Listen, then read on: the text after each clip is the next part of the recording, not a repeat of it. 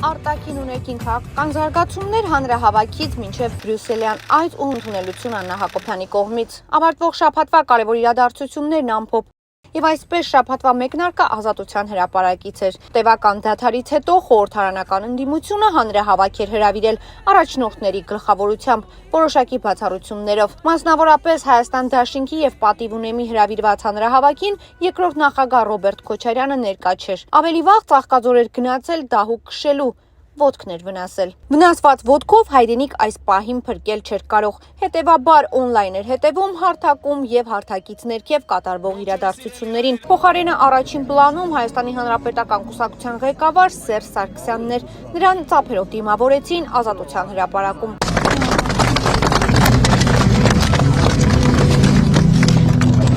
Սարգսյանը կարճ հարցազրույց տվեց, հարթակել չբարձրացավ, փոխարենը որպես մտահոգ քաղաքացի կանգնեց քաղաքացիների շրջանում։ Ու մինչ հանրության զգալի հատվածը ընդդիմությունից սպասում էր կտրուկ քայլերի, հանրահավաքի ավարտին եզրափակիչ ելույթով հանդես եկավ դաշնակցական Իշխան Սաղաթելյանը։ Ոչ Ազատության հրապարակում են մնալու ու ոչ էլ վրան են տեղադրելու։ Փոխարենը գնում են Ֆրանսիայի հրապարակ 1 ժամով փակելու ճանապարհները։ Այսօր մեր ձայնը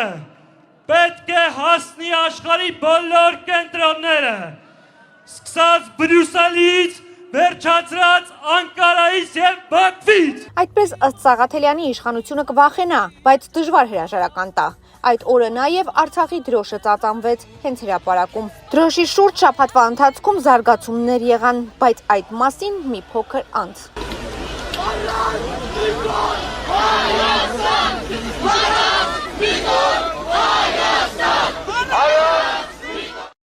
Հիմա արտաքին կարևոր իրադարձության մասին, մինչ ընդդիմադիրներն Ազատության հրապարակում էին, կառավարական ինքնաթիռը երկինք բարձրացավ։ Փաշինյանի գլխավորած պատվիրակությունը Բրյուսել մեկնեց, կայացավ Շարլ Միշել, Նիկոլ Փաշինյան, Իլհամ Ալիև հանդիպումը։ Շուրջ 5 ժամ տևած հանդիպման արդյունքը մեկներ կողմերը գնում էին խաղաղության հաստատմամբ։ Երկու երկրների արտաքին գործերի նախարարներին հանձնարարվեց աշխատանքային խումբ ստեղծել։ Ապրիլի 7-ին գլխավոր դերակատարն էլ վարչապետի տիկին Աննա Հակոբյանն էր։ Կառավարական առանձնատանը Հակոբյանը ընդունելություն էր կազմակերպել Արցախյան բոլոր ժամանակների պատերազմներում զոհված զինծառայողների հարազատների համար։ Ավտոբուսներով էին բերել զոհվածների մայրերին, կանանց եւ քույրերին։ Նրանք ժամերով երկրի թիվ 1 դաչայի պատերի տակ սպասեցին, որ արժանանան Աննա Հակոբյանի ընդունելությանը։ Ոմանք չդիմացան եւ հեռացան։